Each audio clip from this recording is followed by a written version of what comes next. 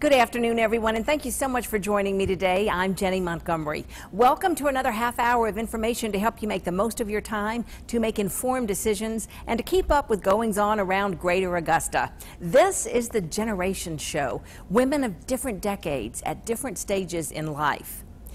Megan Fechter is a recent graduate of Georgia Tech, just getting started in her career and making her mark on the world. Charmaine Zimmerman Brackett is a veteran journalist and author about to watch her third child get married. And Brittany Burnett is somewhere in the middle. She's the new president and CEO of United Way of the CSRA, and she's been busy learning about our community in the last 3 months. Brittany has already presided over the kickoff campaigns in both Burke and Richmond counties. Here she is at the Bell Auditorium, August 27th. I'm looking forward to meeting many of the community leaders and employees and volunteers who help make all of this happen. We're also looking forward to engaging new companies, industries, and really getting young professionals involved in our work as well. And look who's with me right now, Brittany Burnett. Thanks for coming, Brittany. Thank you for having me. Brittany's goal is to raise $3.5 million before December, and that's what the campaign kickoffs are all about. That's exactly right. So we've got great energy so far, and we need everyone's help to help us reach that goal. You know, that's one thing I think about those campaign kickoffs is the whole idea. There is a lot of energy, and people from different companies around town just take the lead, and probably where you work, you've had a United Way person come in and talk about why the United Way is important and how easy it is to give right there. They can just take it from your paycheck. With each pay period, it can be a real easy process, and it doesn't have to be a lot. The point is, it's just if we all give. Exactly, exactly. You know, we've got some people that will say, if I only give $1 a paycheck, will that really add up? When really, if someone gave $1 a paycheck over the course of the entire year, that would be enough money to give crayons to an entire early childhood learning center for an entire year. That's fantastic. What a great way to look at it. Yeah, when you see what we can do. Brittany, this isn't your first experience with nonprofits. It's not. So I actually had the pleasure to work for United Way in Atlanta, which is the second largest United Way in the country, actually. Wow. And I worked there for 11 years and oversaw the entire fundraising campaign there. And when I left, we were raising right around $70 million a year. 70? 70. Wow. And so then I left and actually went to one of United Way's partner agencies, an organization that focused on foster care, mental health. We had group homes for kids in foster care, and we also helped when they aged out. And then we did a $15 million capital expansion during my time there. Wow. So you're filling Laverne Gold's shoes. And you have big shoes yourself. You're coming in with a lot of experience. That's great. Brittany, I believe you moved here from Atlanta. We did. Great. And Brittany has 2 children and a husband, and we want to show a few of the pictures that you have of them. You have a boy and a girl. That's correct. I've got a son who will be 8 next week, and then our daughter will be 6 in just a couple of weeks. I love the school picture, first day of school. The obligatory photo. Yes, it was a little chaotic, but we at least got one good shot. Now, who's the pretty lady in the crown? That's my twin sister.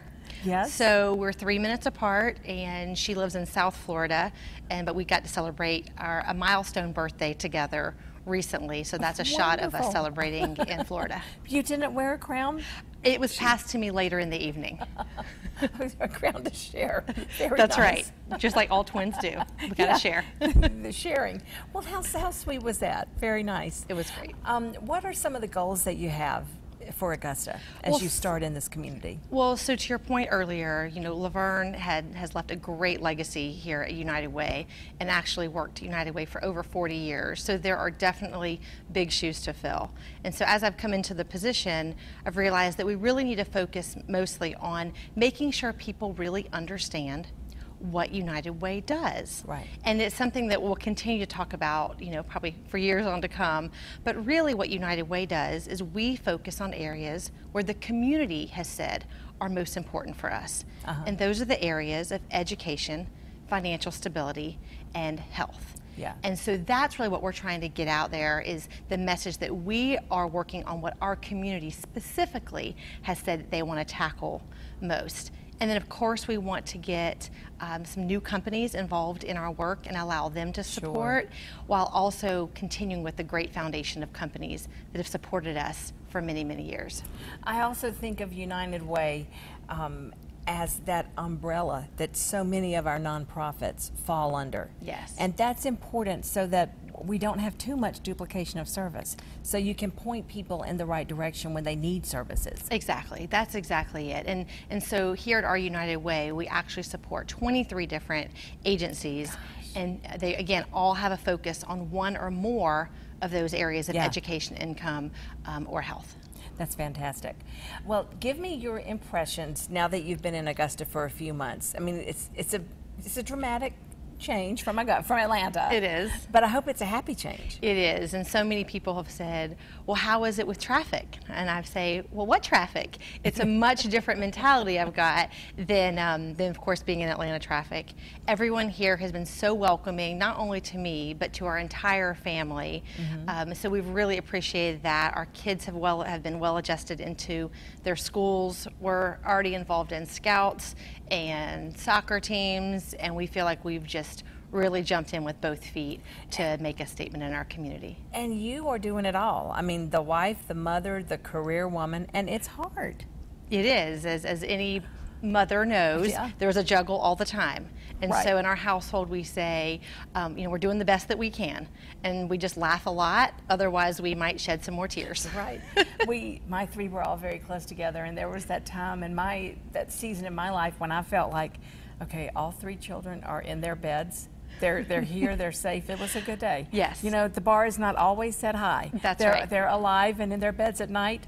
Good day. Exactly, exactly. And my husband actually he's in the Army Reserves, so he just came home from a deployment earlier this spring. So we did this juggle for a year, the three of us, without him. So when he came home, he was home for a couple of weeks before he started his job here, because he came 2 months before the rest of the family arrived here in Augusta. Well, I know that you're glad to have him home for many reasons. Absolutely. Well, Brittany Burnett, it's just been delightful talking to you, and good luck with the United Way. Thank you, Jenny. And thanks again for your time. Okay, thank you. Coming up next on Jennie, meet a young woman who's capturing the emotions of self-discovery on canvas. Megan Fector tells us about her big leap from the business world to painted parcels. Don't go away.